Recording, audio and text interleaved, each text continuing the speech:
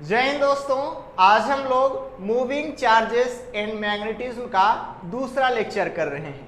First lecture में हमने ये देखा है कि बायो-सेवर्ट लॉ क्या होता है। फिर हमने ये भी बात किया था कि किसी भी finite state current carrying wire के कारण उसके आसपास किसी भी पॉइंट पर मैग्नेटिक फील्ड इंटेंसिटी कितनी रहती है, और उसका फॉर्मूला कुछ इस तरीके का आया था। B equal to mu naught upon 4 pi I upon A sine alpha 1 plus sine alpha 2, जहाँ पे I क्या है, तो I है उस वायर में बहने वाला करंट। जैसे मान लीजिए कि मेरी ये स्ट्रेट वायर है, तो इसमें बहने वाला करंट अगर I हो तो कुछ ऐसा फार्मूला निकल के आएगा, जहाँ पे A है उस पॉइंट से इस वायर पर डाला गया परपेंडिकुलर, यहां से यहां तक की डिस्टेंस हुआ करती है A।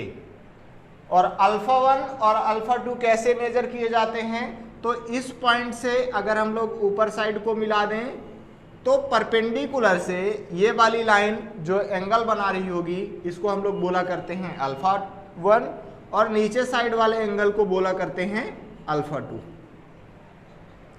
तब इस वायर के कारण इस पॉइंट पर इतनी मैग्नेटिक फील्ड इंटेंसिटी रहने वाली है, जबकि अल्फा 1 और अल्फा 2 अपोजिट डायरेक्शन में मेजर किए गए हों। ठीक है, अल्फा 1 ऊपर साइड है और अल्फा 2 नीचे साइड है। लेकिन हमने ये भी बात किया था कि अगर अल्फा 1 और अल्फा 2 दोनों एक ही डायरेक्शन में हों तो फिर बीच में आपको माइनस लगा देना है। ठीक है, क्योंकि देखिए ध्यान कीजिए कि जब हमने इंटीग्रेशन किया था b निकालने के लिए, तो लिमिट हमने माइनस अल्फा 2 से प्लस का 1 रखी थी। अब अगर अल्फा 2 भी ऊपर साइड ही आ जाए तो दोनों का डायरेक्शन सेम हो जाएगा। उस कंडीशन में हम लोग यहाँ पे प्लस का अल्फा 2 से प्लस का अल्फा 1 लिखेंगे, तो हमारा बीच में माइनस का साइन आ जाने वाला है। आप इसको सॉल्व करके देख भी सकते हैं। इसको हमने डिटेल से फर्स्ट वीडियो में देखा था। आज हम लोग ये बात करेंगे कि infinite straight current carrying wire के कारण उसके आसपास किसी भी पॉइंट पर मैग्नेटिक फील्ड इंटेंसिटी कितनी रहने वाली है। साथ ही साथ हम लोग सेमी इनफाइनाइट वायर के लिए भी मैग्नेटिक फील्ड इंटेंसिटी फाइंड करेंगे, और फिर लास्ट में कुछ इसी टॉपिक से रिलेटेड क्वेश्चंस की प्रैक्टिस करने वाले हैं, जिससे आपका कॉन्सेप्ट और बेहतर तरीके से क्लियर हो पाएगा। तो चलिए अब हम लोग किसी भी इनफाइनाइट वायर के कारण उससे कुछ डिस्टेंस दूर पर स्थित P पॉइंट पर मैग्नेटिक फील्ड इंटेंसिटी पता करना चाहते हैं। तो इसी में हम लोग समझ लेते हैं। जैसे हमारे पास ये वायर है जिसमें I करंट फ्लो कर रहा है, हमें इससे परपेंडिकुलर डिस्टेंस A पर कोई भी पॉइंट है P जिस पे मैग्नेटिक फील्ड इंटेंसिटी पता करनी है। अब ये वायर हम लोग कैसी करने वाले हैं, इनफाइनाइट लेंथ की करने वाले हैं। ये हमारी वायर कैसी रहेगी, इनफाइनाइट लेंथ की रहेगी, इनफाइनाइट स्ट्रेट वायर। तो देखिए अगर ये वायर इनफाइनाइट हो जाए, ये बहुत लंबी चली जाए और ये बहुत लंबी चली जाए, तो देखिए जैसे जैसे ये लेंथ बढ़ती जाएगी ये हमारा एंगल बढ़ता जाएगा। अभी मैं इस वायर की लेंथ को यहाँ तक पहुँचा दूँ तो फिर मेरा एंगल बढ़ जाएगा। अभी इतना है फिर इतना हो जाएगा। अभी बहुत लंबी हो जाए तो हमारा ये जो एंगल बनेगा वो पूरा का पूरा सीधा जाएगा।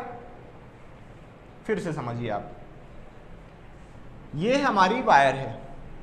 अभी हमने इस पॉइंट को ऐसे मिला दिया और यहाँ से मिला दिया। यहाँ पे एंगल कितना बन रहा है, मान लेते हैं 30 डिग्री बन रहा है। सपोज कि 30 डिग्री बन रहा है। अब अगर इस वायर को थोड़ा सा ऊपर कर दिया जाए, हमने ऐसे वायर कर दिया, तो अब हम लोग इसको मिलाएंगे तो अब 30 से थोड़ा बढ़ गया है, 30 से बढ़ गया है। मान लेते हैं कि कितना एंगल बन गया है, 35 बन गया है। अब अगर वायर को आप थोड़ा सा और बढ़ा दें, यहाँ पे आप बढ़ा दें, तो फिर एंगल आपका थोड़ा सा और बढ़ जाएगा। ऐसे बढ़ता जा रहा है, बढ़ता जा रहा है, बढ़ता जा रहा है। अब आप खुद सोचिए कि अगर ये वायर हमारी इनफाइनाइट लेंथ की हो जाए, बहुत दूर हो जाए, तो फिर जब हम लोग इस पॉइंट से उस हिस्से को मिलाएंगे तो लगभग ऐसे स्ट्रेट लाइन जाएगी। तो यहाँ पे कितना एंगल बन जाएगा? 90 डिग्री का एंगल बन जाएगा। उसी तरह अगर हम लोग इस वायर को नीचे बढ़ाएंगे, अभी मान लेते हैं कि यहाँ पे एंगल बन रहा है 45 डिग्री। अब हम लोग इस वायर को नीचे बढ़ा रहे हैं, तो जब वायर को नीचे बढ़ाएंगे तो ये वाला भी एंगल ऐसे ऐसे ऐसे ऐसे होता जाएगा, एंगल बढ़ता जाएगा। तो इनफाइनाइट स्ट्रेट वायर के लिए अल्फा 1 और अल्फा 2 दोनों की वैल्यू 90 डिग्री हो जाने वाली है। अल्फा 1 ऐसे बनेगा और अल्फा 2 ऐसे नीचे साइड जाने वाला है, तो दोनों का एंगल कितना हो जाएगा? 90 हो जाएगा। हम लोग यहां पे लिख लेंगे इनफाइनाइट स्ट्रेट वायर के लिए क्या कंडीशन हो जाएगी? अल्फा 1 और अल्फा 2 दोनों की वैल्यू 90 डिग्री हो जाने वाली है। अल्फा 1 इक्वल टू अल्फा 2 हो जाएगा और इसकी वैल्यू रहेगी 90 डिग्री। तो फिर यहां से क्या निकल के आ जाएगा answer? B equal to mu naught upon 4 pi I upon A sine 90 plus sine 90, sine 90 plus sine 90। अब साइन 90 प्लस साइन 90 हो गया। साइन 90 की वैल्यू 1 होती है, तो 1 प्लस 1 करेंगे आप तो यहाँ पे 2 निकल के आ जाएगा। तो B equal to mu naught upon 4 pi I upon A और यहाँ पे आ जाएगा मेरा 2 को मैं यहाँ पे लिख रहा हूँ। तो अगर कोई फाइनाइट स्ट्रेट वायर है तो उसके कारण किसी पॉइंट पर मैग्नेटिक फील्ड इंटेंसिटी इतनी होती है, mu naught upon 4 pi I upon A sine alpha 1 plus sine alpha 2। लेकिन अगर हम लोग इनफाइनाइट वायर के कारण किसी पॉइंट पर मैग्नेटिक फील्ड इंटेंसिटी पता करना चाहते हैं तो वो इतनी रहती है, B इक्वल टू वो mu naught upon 4 pi 2I upon A, जहां पे A उस वायर से उस पॉइंट तक की परपेंडिकुलर डिस्टेंस है। हम लोग इसको यहां पे लिख ले रहे हैं, ये वाला फार्मूला हम लोग यहां पे लिख ले रहे हैं। B इक्वल टू कितना आया? Mu naught upon 4 pi 2I upon A। ये आ जाएगा मेरे पास इनफाइनाइट करंट कैरिंग वायर के कारण किसी पॉइंट पर इंटेंसिटी। अब हम लोग सेमी इनफाइनाइट की कंडीशन देखने वाले हैं।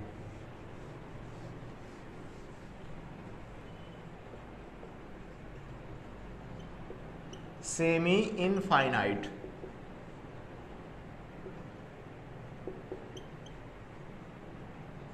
करंट कैरिंग वायर,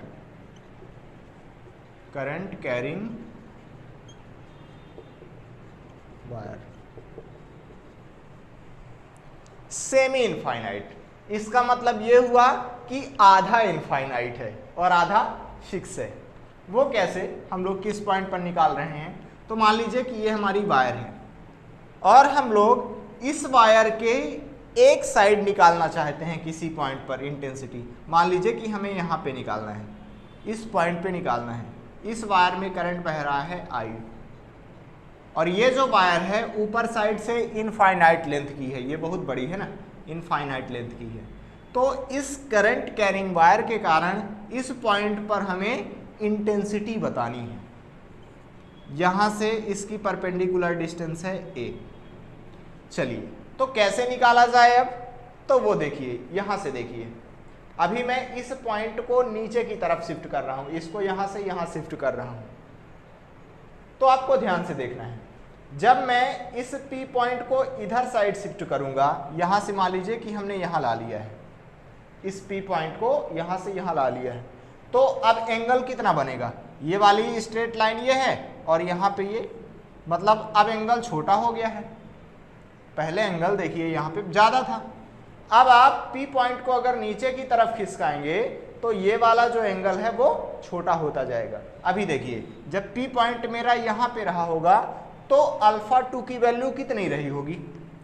ये हमने ये किया और यहाँ से इसको ये मिलाया, तो देखिए अभी यहाँ पे थोड़ा सा कम बन रहा है, इसकी अपेक्षा यहाँ पे थोड़ा सा कम है। तो जैसे जैसे आप P पॉइंट की तरफ आ रहे हैं, इस P पॉइंट को नीचे की तरफ लेके जाएंगे तो आपका जो अल्फा 2 है ये धीरे धीरे कम होता जाएगा। अभी जब मैं P को डायरेक्ट इसके एक सिरे पे ला दूंगा, वन साइड पे ला दूंगा, तो फिर क्या निकल के आ जाएगा, देखिए ये पूरा का पूरा 0 हो गया। ये हमारी परपेंडिकुलर डिस्टेंस और यही हमारी वो लाइन हो जाएगी। इस वायर से इस पॉइंट को मिलाएंगे तो दोनों के बीच का एंगल कितना हुआ, 0। ये परपेंडिकुलर डिस्टेंस ये हुआ और लाइन भी वही हो गई, तो दोनों के बीच का एंगल हो गया 0। यहां से हमें ये पता चला कि अगर P पॉइंट को नीचे की तरफ लेके जाएंगे तो अल्फा 2 की वैल्यू 0 हो जाएगी। इस P पॉइंट के लिए क्या हो जाएगा, यहाँ पे हमारा अल्फा 2 0 हो जाएगा। और अल्फा 1 ऊपर साइड बना करता है, तो ऊपर साइड बन रहा है अल्फा 1। जब हम इसको यहाँ मिलाएंगे तो ये तो इनफाइनाइट है ना, कुल मिला के इसको मिलाने के लिए मुझे सीधा ले जाना पड़ेगा, तो अल्फा 1 कितना हो जाएगा, 90 हो जाएगा। हमारी इस बार वायर सेमी इनफाइनाइट है और हम लोग कहां पे तीव्रता निकाल रहे हैं, उस वायर के वन साइड एक सिरे पे निकाल रहे हैं, ठीक है। तो करेंगे क्या, अल्फा 2 की वैल्यू 0 हो जाएगी और अल्फा 1 की वैल्यू 90 हो जाएगी। अगर आप इस P पॉइंट को ऊपर साइड लेके जा रहे हैं और नीचे साइड इनफाइनाइट वायर है, तो फिर यहाँ पे अल्फा 1 की वैल्यू 0 हो जाएगी और अल्फा 2 90 हो जाएगा। आंसर उतना ही निकल के आ जाएगा।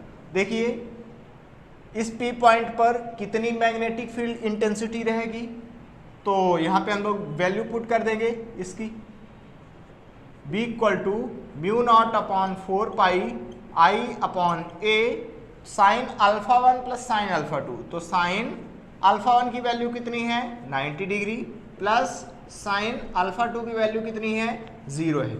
यहाँ पे आप इसको पुट कर देंगे तो mu naught upon 4 pi I upon A sine 90।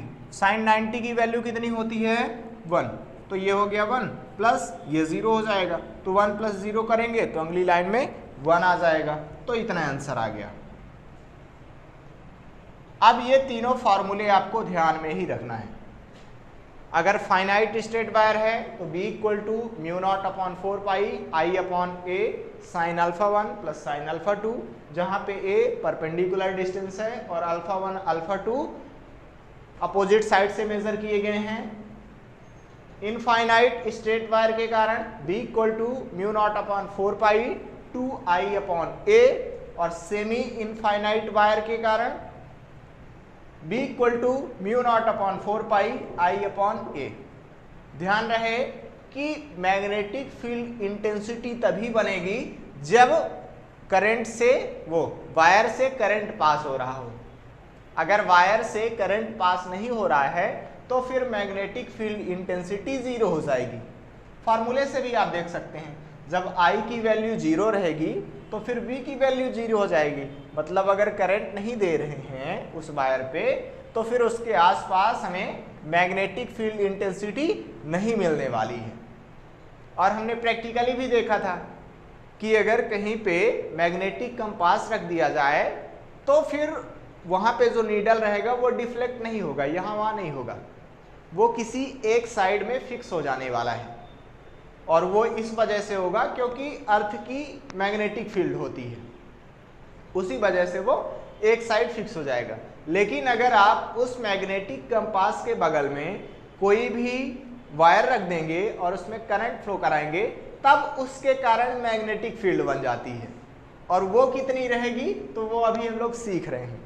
अगर स्ट्रेट वायर है तो ये फार्मूला लगा देना है, आसानी से निकल के आ जाएगा कि उस पॉइंट पर कितनी इंटेंसिटी रहने वाली है।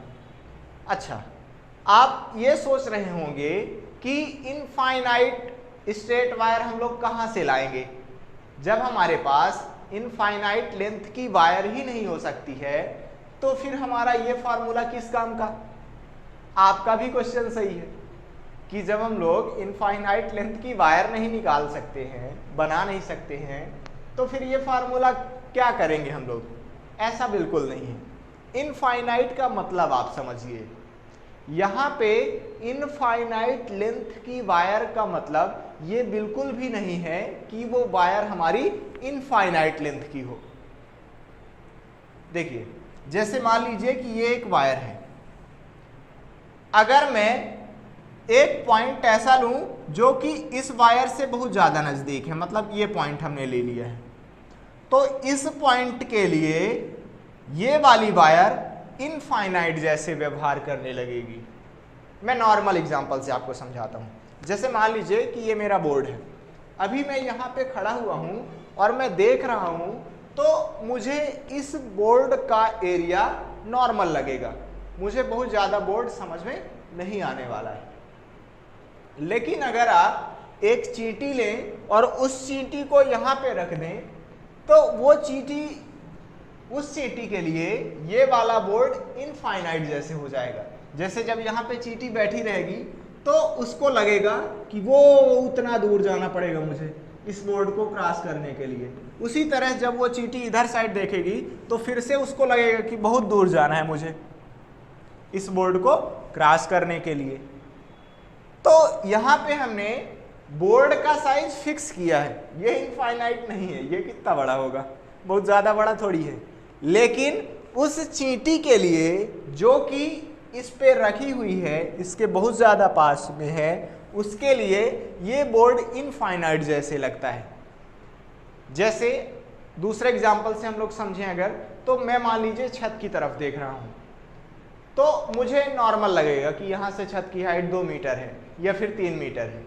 लेकिन अगर एक चींटी हो और वो ग्राउंड पे हो, ठीक है, ग्राउंड पे रखी हुई है, अब वो अगर ऊपर साइड देखे तो उसके लिए ये वाली लेंथ बहुत ज़्यादा कहला जाएगी। उसको लगेगा कि कितनी दूर है ये छत, ऐसा लगेगा ना। तो वहाँ पे उसके लिए ये जो लेंथ कहला गई वो इनफाइनाइट लेंथ की कहला गई। वही कॉन्सेप्ट यहाँ पे होता है। हम लोग वो जो वायर ले रहे हैं वो इनफाइनाइट लेंथ की नहीं है। जिस पॉइंट पे हम लोग इंटेंसिटी निकाल रहे हैं वो वाला पॉइंट उस वायर के बहुत ज़्यादा नज़दीक है। जैसे ये मार्कर मेरा फिक्स है, अगर मैं उस पॉइंट को इस मार्कर के जस्ट बगल में रखूं, जस्ट थोड़ा सा बगल में रखूं, तो उस पॉइंट के लिए ये वाला मार्कर इनफाइनाइट लेंथ जैसे व्यवहार करेगा। उसी तरह आपने फर्स्ट चैप्टर में पढ़ा हुआ है कि अगर हमारे पास कोई भी प्लेट है, ठीक है, इनफाइनाइट लेंथ की, उस पर कुछ चार्ज दिया गया है, तो हमें वहाँ पे इलेक्ट्रिक फील्ड इंटेंसिटी निकालनी हुआ करती थी। तो वहाँ पे भी यही कॉन्सेप्ट होता है। वो जो हम लोग प्लेट ले रहे हैं, चादर ले रहे हैं, वो इनफाइनाइट लेंथ की नहीं है, बल्कि उस प्लेट के बहुत ज़्यादा नज़दीक हम लोग पॉइंट ले रहे हैं, जिसके कारण इलेक्ट्रिक फील्ड इंटेंसिटी निकालनी होती थी। इसलिए हम लोग उस प्लेट को इनफाइनाइट लेंथ के लिए बोलते हैं। वही यहाँ पे हो जाएगा, ठीक है। तो आई होप समझ गए होंगे आप कि इनफाइनाइट का मतलब ये नहीं है कि उस वायर की लेंथ इनफाइनाइट हो। अब हम लोग कुछ क्वेश्चंस की प्रैक्टिस करने वाले हैं।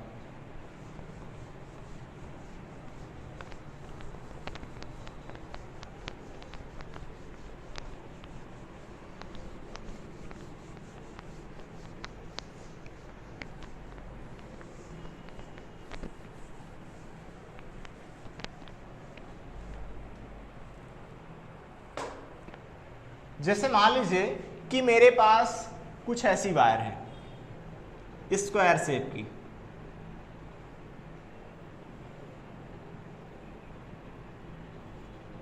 इसके साइड की लेंथ है d, ठीक है, एक स्क्वायर है मतलब इसकी लेंथ है d, इसकी लेंथ है d, इसकी लेंथ है d, इसकी लेंथ है d। इसमें I करंट बह रहा है, ये हमने I करंट बहाया, ये गया करंट, ये गया करंट।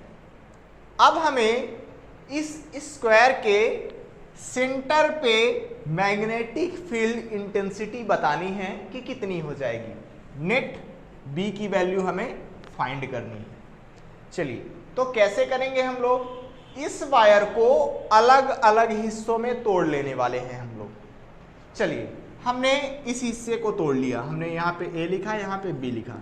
तो AB वायर के कारण इस पॉइंट पे नेट मैग्नेटिक फील्ड कितनी रहेगी? कैसे निकाला जाए?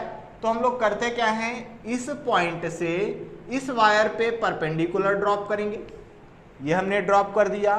अब इस पॉइंट से इस वायर के दोनों किनारों को मिला देना है, हमने यहां से इसको मिला दिया और यहां से इसको मिला दिया। सेम वही कर रहे हैं जैसा पहले करते थे। जैसे हमारे पास ये वायर है, इसमें आई करंट फ्लो हो रहा है, हमें इस पी पॉइंट पर पता करनी है, तो यहां से परपेंडिकुलर ड्रॉप करते थे, हमने ये परपेंडिकुलर ड्रॉप कर दिया। अब इस पॉइंट से इसको मिलाया करते थे और इसको मिलाया करते थे, एक को नाम दे दिया करते थे अल्फा 1, दूसरे को नाम दे देते थे अल्फा 2। वही यहां पे करने वाले हैं। ये हमारा पॉइंट है, इसको पी नाम दे रहे हैं। इधर साइड मान लीजिए कि ये हो गया मेरा अल्फा 1 और इधर साइड हो गया मेरा अल्फा 2। चलिए अब निकालते हैं हम लोग इस ए बी वायर के कारण पी पॉइंट पर मैग्नेटिक फील्ड इंटेंसिटी। इसे मैं B1 से डिनोट कर रहा हूं। ए बी वायर के कारण पी पॉइंट पर इंटेंसिटी को B1 से हमने डिनोट किया। B1 की वैल्यू कितनी निकल के आ जाएगी, तो म्यू नॉट अपॉन 4 पाई, आई कितना करंट बह रहा है, आई अपॉन क्या रहता है, डिस्टेंस, इस पॉइंट से इस वायर पे परपेंडिकुलर डिस्टेंस। तो यहां से यहां तक की डिस्टेंस कितनी हो जाएगी, ये टोटल डिस्टेंस, यहां से यहां तक की डिस्टेंस है d, तो यहां से यहां तक की डिस्टेंस d/2, ये हो गया मेरा d/2। और यहां पे हम लोग लिख लेंगे sign alpha 1 plus sine alpha 2। अच्छा, हमें अल्फा 1 और अल्फा 2 की वैल्यू पता करनी पड़ेगी। यहां पे हम लोग आसानी से निकाल सकते हैं, देखिए कैसे।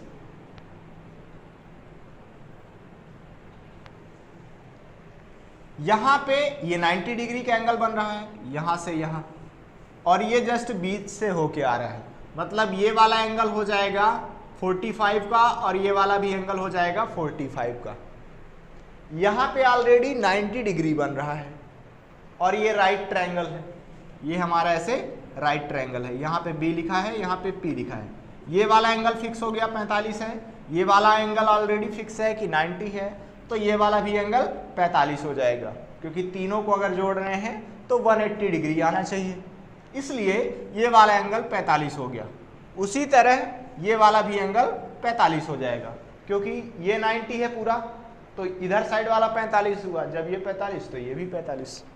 अब हम लोग यहाँ पे वैल्यू पुट कर देंगे तो आंसर आ जाएगा हमारा B1 इक्वल टू आ जाएगा, 2 ऊपर साइड भेज रहे हैं, म्यू नॉट अपॉन 4 पाई की वैल्यू होती है 10⁻⁻7, 2 ऊपर साइड चला गया तो 2i अपॉन डी आ गया, साइन 45 प्लस यहां पे भी आ जाएगा साइन 45।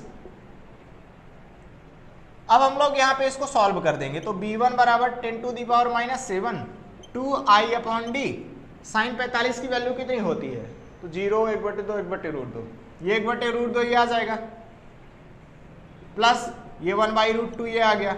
इसको दोनों को जोड़ दोगे, इसको जोड़ देंगे तो कितना आ जाएगा, B1 बराबर 10⁻⁻7 2i अपॉन डी और 2 अपॉन √2 1 1 2 हो जाएगा, इतना आ जाएगा। 2 से 2 का मल्टीप्लाई कर देते हैं तो 10⁻⁻7 4i अपॉन d√2, 2 से 2 का मल्टीप्लाई हुआ तो 4i अपॉन d√2, ये आया है B1 की वैल्यू। इस AB वायर के कारण P पॉइंट पर इतनी इंटेंसिटी है। अब अगर हम लोग इस वायर के कारण यहाँ पे C लिख देते हैं, यहाँ पे D लिख देते हैं, तो अगर हम लोग VC वायर के कारण P पॉइंट पर इंटेंसिटी निकालेंगे तो सेम इतनी ही आएगी।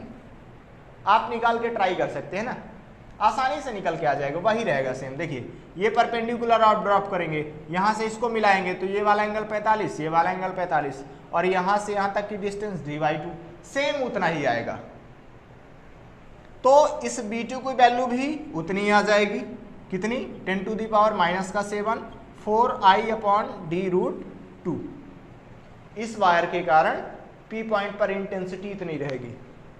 इस वायर के कारण भी इतनी ही रहने वाली है और इस वायर के कारण भी यहाँ पे इंटेंसिटी ठीक इतनी ही रहने वाली है।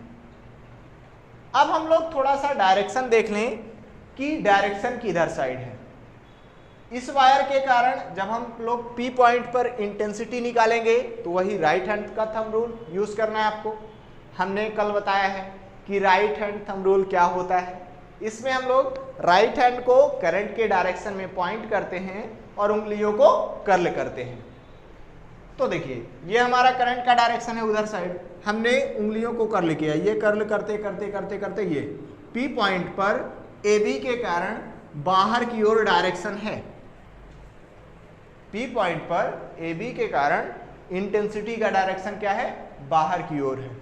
उसी तरह अगर मैं इस वायर के कारण P पॉइंट पर निकालूं, ये भी बाहर की ओर, इसके कारण ये भी बाहर की ओर और इसके कारण ये भी बाहर की ओर, है ना। ऐसे निकालेंगे आप, ये ऐसे करके निकाल लेंगे, ठीक है।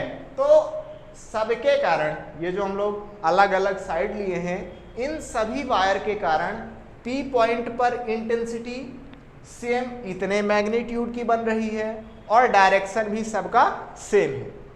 तो हम लोग करेंगे क्या, बी नेट निकालने के लिए बी नेट कैसे आ जाएगा, सबको जोड़ देंगे, B1 plus B2 plus B3 plus B4 आप कर देंगे। तो टोटल कर क्या रहे हैं हम लोग, 4 बार मल्टीप्लाई कर देते हैं, इसमें 4 का मल्टीप्लाई कर देते हैं, बात वही है। 10 to the power -7 4i upon d√2 into 4, क्योंकि आप 4 बार इसको जोड़ देंगे तो यहाँ पे 4 ही तो आएगा। 4 चको 16 में कर दे रहा हूँ, तो यहाँ पे मैं मिटा दे रहा हूँ और यहाँ पे आ जाएगा 16i। ये हो जाएगा net magnetic field P point पर इस वायर के कारण। 10 to the power -7 16i upon d√2 tesla. तो ये हो जाएगा हमारा पहला क्वेश्चन सॉल्व।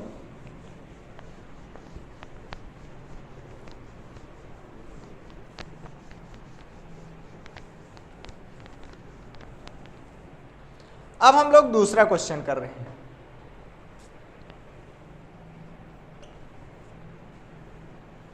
जैसे हमारे पास इस बार ट्रायंगल है, ट्रायंगल की तीनों साइड इक्वल है, ठीक है। ये D डिस्टेंस, ये भी D, ये भी D, यहाँ पे A है, B है, C। डायग्राम से ऐसा लग सकता है कि ये वाली बड़ी है लेंथ, जबकि ऐसा नहीं है, तीनों साइड बराबर है।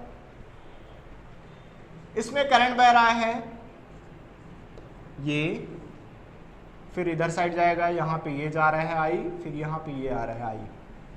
हमें जस्ट सेंटर पे निकालनी है मैग्नेटिक फील्ड इंटेंसिटी की कितनी रहने वाली है।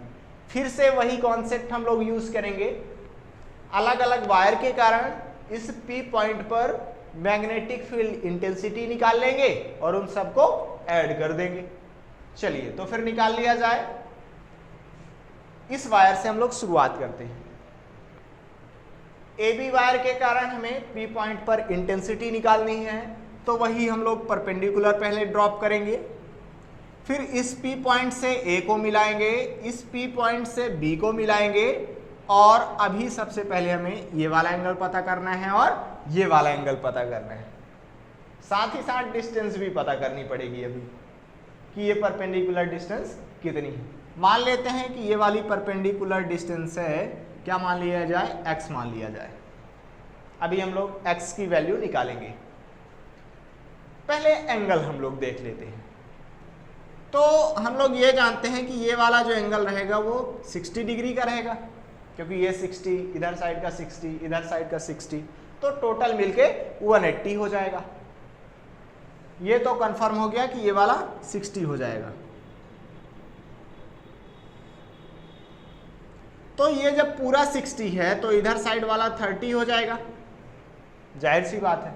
वो मेरा कुछ डायग्राम डिस्टर्ब बना है ना, जैसे ये है अपना, तो ये 60 हो गया। अब ये पॉइंट मेरा यहाँ पे है, तो जब मैं इसको यहाँ से ये मिलाऊंगा तो ये आधा जाएगा, मतलब यहाँ पे 30 हो जाएगा। और ये 30 हो गया, इसको हमने यहाँ पे ये किया है, तो ये वाला कितना है, 90 डिग्री है। इसको इसको इसको इन तीनों को ऐड करने पे 180 डिग्री आना चाहिए, मतलब ये वाला एंगल अभी 60 का हो जा रहा होगा, क्योंकि ये 60 होगा, ये 90 है, ये 30 है, तीनों को ऐड कर देंगे तो 180 हो जाएगा। मतलब ये वाला एंगल कितना हो गया, 60 का हो गया, और ये वाला भी एंगल मेरा 60 का हो गया। एंगल तो हमने पता कर लिया, अल्फा 1 और अल्फा 2। अब हमें पता करना है x की वैल्यू। अगर x की वैल्यू निकल के आ जाए तो फिर हमारा काम बन जाए। अब x की वैल्यू कैसे निकाली जाए? x की वैल्यू के लिए हम लोग करते क्या हैं, यहाँ पे ट्रिग्नोमेट्री वाले यूज कर रहे हैं, साइन कॉस यूज करते हैं, कुछ भी। यहां से यहां तक की डिस्टेंस आपको पता है d/2, टोटल AB की डिस्टेंस है d, तो यहां से यहां तक की डिस्टेंस हो गई d/2। आपको यहां पे आधार पता है और लंब पता है और एंगल पता है। कौन सा फार्मूला यूज किया जाए यहां पे? तो हम लोग यहां पे यूज कर रहे हैं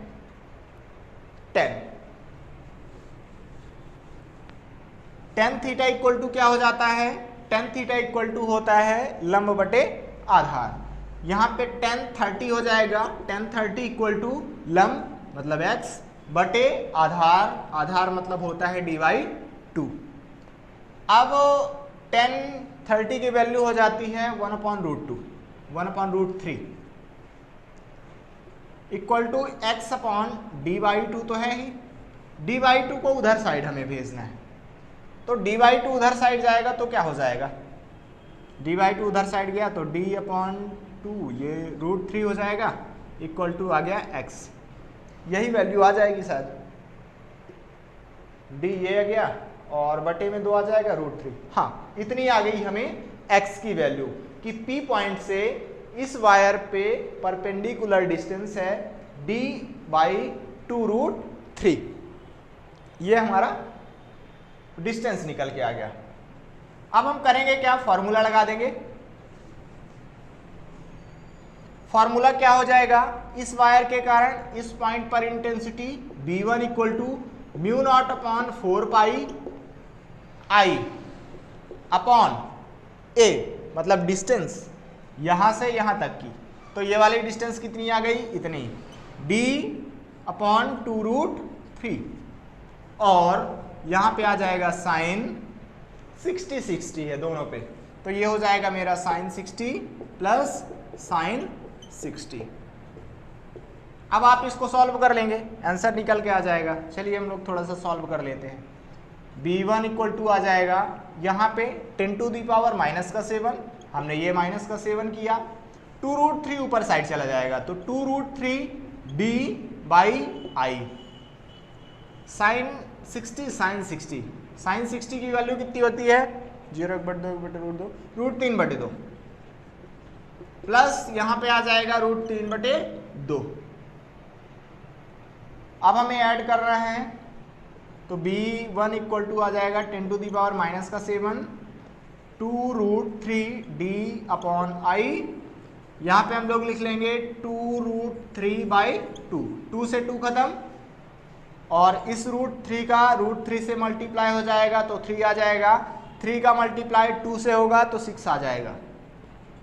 कैलकुलेशन आप अपने से करते रहिए, 10⁻⁻7, ठीक है। यहाँ पे मैं डायरेक्ट लिख रहा हूँ ना, क्योंकि √3 × √3 3 हुआ, और 3 का मल्टीप्लाई 2 से करेंगे तो 6 आ जाएगा, ये d हुआ बटे i आ गया, इतना बचा ना, ठीक है। कुछ छूटा हो तो अपने से मैनेज कर लेना, इतना आ गया। b1 की वैल्यू मेरी आ गई 6d/i × 10⁻⁻7, इतने टेस्ला आ गई। अब अगर मैं BC के कारण P पॉइंट पर इंटेंसिटी निकालता हूं तो ठीक इतनी ही आ जाएगी, वही आप फिर से करेंगे। फिर CA के कारण अगर आप P पॉइंट पर इंटेंसिटी निकालते हैं तो फिर से यही आ जाएगी। कुल मिला के B1, B2, B3 इन तीनों का मैग्नीट्यूड सेम रहेगा। डायरेक्शन हम लोग थोड़ा सा देख लें, डायरेक्शन कैसा रहेगा, तो इस वाली वायर के कारण P पॉइंट पर इंटेंसिटी अंदर की ओर, इस वाली वायर के कारण P पॉइंट पर इंटेंसिटी अंदर की ओर और इस वाली वायर के कारण भी अंदर की ओर। तो कुल मिला के B1, B2, B3 तीनों का डायरेक्शन सेम है, अंदर की तरफ है। तो फिर हम लोग डायरेक्टली इन तीनों को ऐड कर देंगे, हमारी नेट मैग्नेटिक फील्ड का डायरेक्शन भी अंदर की तरफ हो जाएगा। तीनों को ऐड कर दीजिए आप, तो तीनों को ऐड करेंगे जब आप तो B1 plus B2 plus B3 हो जाएगा। चूंकि तीनों का मान एक ही है तो मैं कर क्या रहा हूं, B1 की वैल्यू लिख दे रहा हूं। B1 कितना है 6D upon I 10 to the power minus का 7। ये हमने B1 की वैल्यू लिखा और 3 बार इसको मल्टीप्लाई कर देंगे 3 से, तो हमने ये 3 से मल्टीप्लाई कर दिया क्योंकि वही तो लिखा है। ये करेंगे फिर प्लस यही करेंगे फिर प्लस यही करेंगे तो वो 3 आ जाएगा आगे। यहाँ से आप जब इसको मल्टीप्लाई करेंगे तो 6 गुणे 3 करेंगे तो 18 आ जाएगा। यहाँ पे आप 18 लिख लेंगे। ये हो जाएगा इस पूरी की पूरी वायर के कारण P पॉइंट पर मैग्नेटिक फील्ड इंटेंसिटी इतने टेस्ला रहेगी और इसका डायरेक्शन अंदर की तरफ हो जाने वाला है। तो आप इसको आसानी से कर सकते हैं।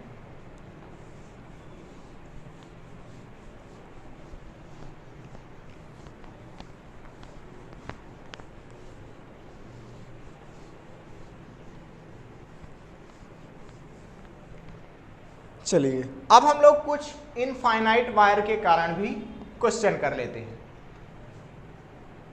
जैसे हमारे पास एक इनफाइनाइट लेंथ की वायर है ये, ठीक है, इस पे करंट फ्लो हो रहा है इस डायरेक्शन में। ये इधर साइड ये इनफाइनाइट लेंथ की है और इधर साइड से ये इनफाइनाइट लेंथ की है। इस पे करंट फ्लो हो रहा है इस डायरेक्शन में। अब एक वायर और है और इस पे करंट फ्लो हो रहा है ऊपर साइड।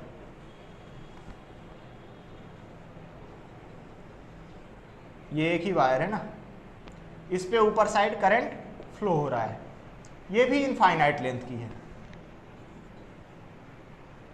हमें इस पॉइंट पर नेट मैग्नेटिक फील्ड की इंटेंसिटी बतानी है कि कितनी हो जाएगी, जबकि यहां से यहां तक की डिस्टेंस है d और यहां से यहां तक की डिस्टेंस है d। एक वायर है ऐसे इनफाइनाइट लेंथ की है, ये वाली वायर है ये भी इनफाइनाइट लेंथ की है। इन दोनों वायर के कारण हमें इस पॉइंट पर, इस P पॉइंट पर नेट मैग्नेटिक फील्ड की इंटेंसिटी पता करनी है, वो कितनी हो जाएगी वो आपको बताना है। तो हम लोग करेंगे क्या, इस वायर के कारण इस P पॉइंट पर नेट मैग्नेटिक फील्ड इंटेंसिटी पता करेंगे और फिर इस वायर के कारण इस पॉइंट पर मैग्नेटिक फील्ड इंटेंसिटी पता करेंगे और दोनों को ऐड कर देंगे। हमने इस वायर को फर्स्ट वायर मान लिया, इसको सेकंड वायर मान लिया। तो इस वाली वायर के कारण P पॉइंट पर इंटेंसिटी देखिए कैसी हो जाएगी। ये वाली वायर ये है, ये P पॉइंट पर इंटेंसिटी का डायरेक्शन मेरी तरफ हो जाएगा, बाहर की तरफ हो जाएगा। वायर ये है, P पॉइंट ये, मतलब B1 का डायरेक्शन बाहर की तरफ हो जाएगा और इसका मैग्नीट्यूड कितना रहेगा, इस वायर से परपेंडिकुलर डिस्टेंस कितनी है, d है इस पॉइंट की। तो हम लोग ये वाला फार्मूला लगाएंगे, B1 equal to mu naught upon 4 pi I upon d और यहाँ पे आ जाएगा 2। यही होता है ना इनफाइनाइट लेंथ के कारण किसी पॉइंट पर मैग्नेटिक फील्ड इंटेंसिटी। इसका डायरेक्शन क्या है, तो इसका डायरेक्शन है आउटवर्ड्स, ये बाहर की तरफ आउटवर्ड्स। अब हम लोग सेकंड वायर के कारण P पॉइंट पर इंटेंसिटी निकालना चाहते हैं। चलिए इसका डायरेक्शन देख लेते हैं पहले। तो ये वायर ऐसे है, P पॉइंट पर डायरेक्शन क्या हो जाएगा, B का अंदर की तरफ, इसके कारण P पॉइंट पर डायरेक्शन अंदर की तरफ हो गया। और वैल्यू कितनी रहेगी, मैग्नीट्यूड क्या रहेगा, तो BT इक्वल टू हो जाएगा म्यू नॉट अपॉन 4 पाई, कितना करंट बह रहा है, I करंट बह रहा है, तो ये I अपॉन डिस्टेंस कितनी है, तो ये भी डिस्टेंस d है और यहाँ पे हो जाएगा 2, क्योंकि ये भी एक इनफाइनाइट वायर है और यहाँ पे इसका डायरेक्शन क्या है, इनवर्ड्स है। इस वाली वायर के कारण P पॉइंट पर इंटेंसिटी का डायरेक्शन बाहर की तरफ है और इस वाली वायर के कारण P पॉइंट पर मैग्नेटिक फील्ड इंटेंसिटी का डायरेक्शन है अंदर की तरफ, दोनों का मैग्नीट्यूड सेम है, तो कुल मिला के P पॉइंट पर नेट मैग्नेटिक फील्ड इंटेंसिटी 0 हो जाएगी, क्योंकि इतने मैग्नीट्यूड का बाहर की तरफ लग रहा है इंटेंसिटी और इतने ही मैग्नीट्यूड की अंदर की तरफ है इंटेंसिटी, तो टोटल B इक्वल टू क्या हो गया, B1 माइनस B2, और जब हम लोग इसकी वैल्यू पुट करेंगे तो 0 आ जाएगा। कुल मिला के P पॉइंट पर नेट मैग्नेटिक फील्ड इंटेंसिटी 0 है, यहाँ पे कोई भी मैग्नेटिक फील्ड नहीं रहने वाला है।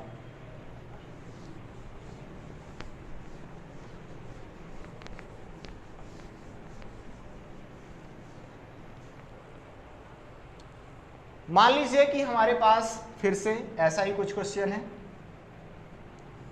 कि ये हमारे पास एक वायर है, ठीक है, इसमें आई करंट फ्लो हो रहा है, और हमारे पास ये एक ऐसी वायर है, इस पे भी आई करंट फ्लो हो रहा है ऊपर साइड।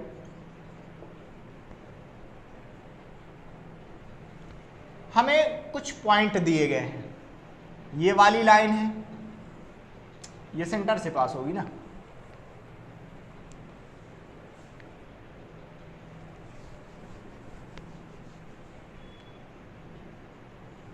ये एक वायर हो गई, ये एक वायर हो गई,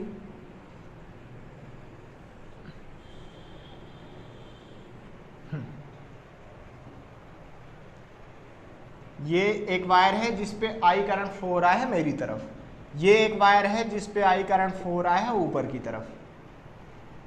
हमारे पास दो लाइन है, एक लाइन है ये AB और ये एक दूसरी लाइन है CD। हमें ये बताना है कि किस लाइन के हर एक पॉइंट पे मैग्नेटिक फील्ड इंटेंसिटी 0 रहने वाली है। एक वायर है ऐसे, दूसरी वायर है ऐसे, दोनों में करंट बह रहा है आई का। ये लाइन दी गई है हमें और ये लाइन दी गई है, ये वायर नहीं है, लाइन है। हमें ये बताना है कि किस लाइन के हर एक पॉइंट पे मैग्नेटिक फील्ड इंटेंसिटी 0 रहने वाली है। चलिए हम लोग शुरुआत करते हैं। सबसे पहले हम लोग इधर साइड से शुरुआत करते हैं। यहाँ पे हमने कोई भी एक पॉइंट ले लिया। अब ये चेक करना है कि इस पॉइंट पे नेट मैग्नेटिक फील्ड 0 रहेगी क्या, तो चलिए चेक किया जाए। फिर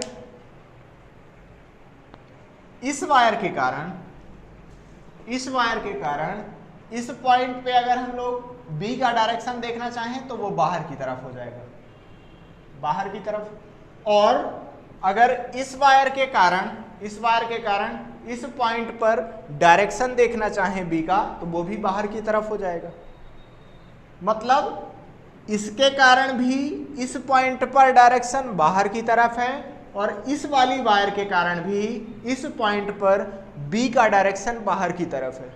कुल मिला के यहाँ पे B की वैल्यू 0 नहीं होगी, मैग्नेटिक फील्ड इंटेंसिटी का मान 0 नहीं होगा। आप कोई भी पॉइंट लेके चेक कर सकते हैं। ये वाला पॉइंट ले लीजिए तो इस वाली वायर के कारण यहाँ पे इंटेंसिटी बाहर की तरफ, इस वाली वायर के कारण यहाँ पे इंटेंसिटी बाहर की तरफ। तो यहाँ के आपको कोई भी पॉइंट ऐसे नहीं मिलेंगे जहाँ पे इंटेंसिटी 0 हो। अब आप यहाँ पे चेक कीजिए तो इस वाली वायर के कारण यहाँ पे इंटेंसिटी क्या हो जाएगी, एक पॉइंट हमने ले लिया यहाँ पे P। इस वाली वायर के कारण यहाँ पे इंटेंसिटी अंदर की तरफ और इस वाली वायर के कारण यहाँ पे इंटेंसिटी अंदर की तरफ। कुल मिला के चाहे आप ये वाली वायर लें चाहे आप ये वाली वायर लें, यहाँ पे इंटेंसिटी दोनों बार अंदर की तरफ ही है। तो कुल मिला के दोनों इंटेंसिटी ऐड हो जाएंगी और हमें यहाँ पे नेट मैग्नेटिक फील्ड 0 नहीं मिलने वाली है।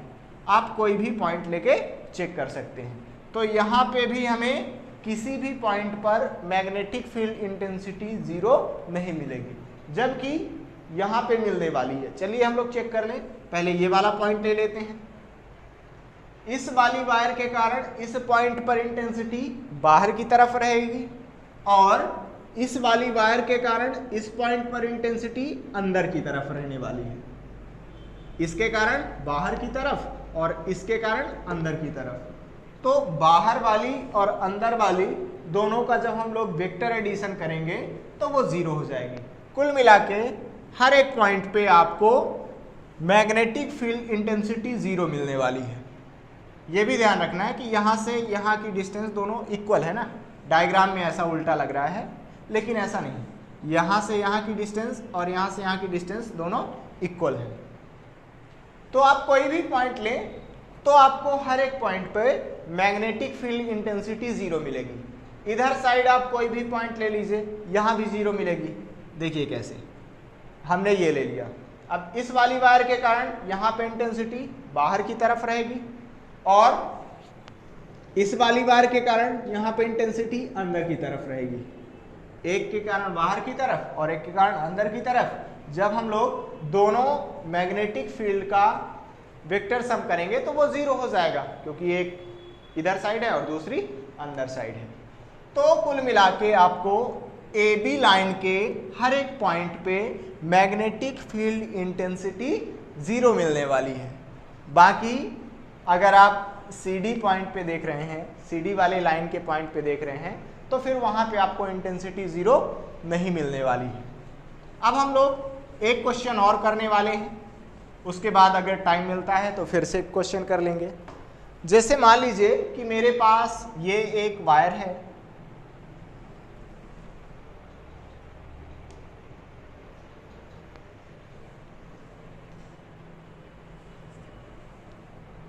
ये एक वायर है,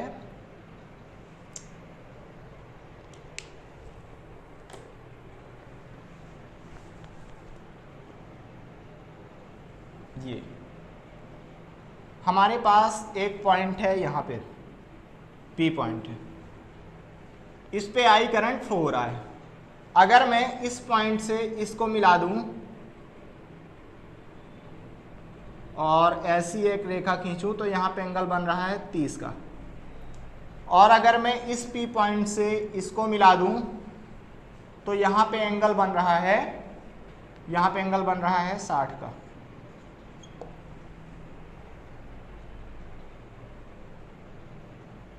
ये वाली लाइन दी गई है D। हमारे पास ये वायर थी, ये AB एक वायर थी जिस पे I करंट फ्लो हो रहा है।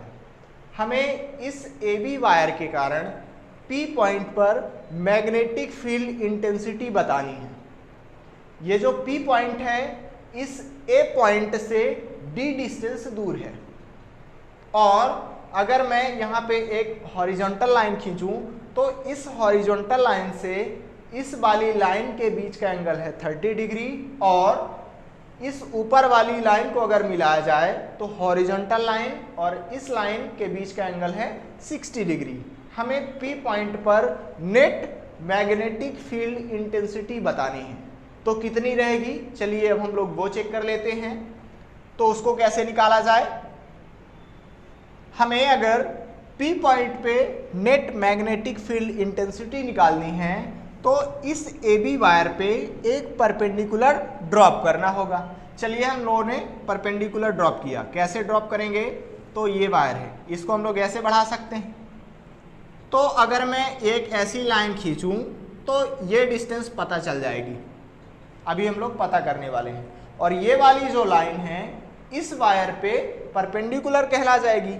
ये वायर मेरी यहीं तक है, लेकिन मुझे P पॉइंट से इस वायर पे परपेंडिकुलर ड्रॉप करना है। तो हमने इस वाली लाइन को थोड़ा सा आगे बढ़ा दिया और हमने परपेंडिकुलर ड्रॉप कर दिया। अभी भी वायर मेरी A से B तक ही है, आपको ये नहीं मान के चलना है। यहाँ पे हमने वायर नहीं की है, बस परपेंडिकुलर ड्रॉप करना था तो हमने ये वाली लाइन थोड़ा सा आगे बढ़ा दिया है। अब हमें यहाँ से यहाँ तक की डिस्टेंस पता करनी पड़ेगी कि यहाँ से यहाँ तक की डिस्टेंस कितनी है। कैसे निकाला जाए? कर्ण पता है हमारे पास, एंगल पता है और आधार निकालना है। तो कौन सा फार्मूला लगाया जाए? यहाँ पे हम लोग लगाते हैं कॉस का फार्मूला। कॉस इक्वल टू क्या आ जाएगा? कॉस थीटा इक्वल टू आधार। तो आधार कितना है? यहाँ से मैं मान लेता हूँ, यहाँ पे क्या मान लिया जाए? C मान लेते हैं। तो PC बटे कितना हो जाएगा? कर्ण, कर्ण मतलब डी, यही हो जाएगा ना। पीसी की वैल्यू हमें पता करनी है तो डी को उधर साइड लेके जाइए। cos 30 की वैल्यू कितनी हो जाएगी? cos 30 की वैल्यू हो जाएगी आपके पास √3/2। ये हो गया cos 30 की वैल्यू। डी उधर साइड चला जाएगा तो ये आ गया मेरा पीसी। पीसी की वैल्यू कितनी हो गई? d √3/2।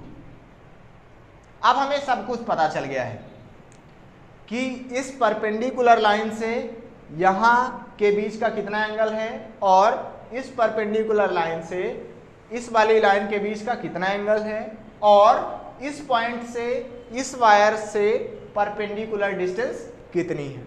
तीनों चीजें हमें पता है, डायरेक्ट आपको फॉर्मूले में रखना है और आंसर निकाल लेना है। तो देखिए यहां पे कौन सा फॉर्मूला हो जाएगा? b = μ0/4πi/a।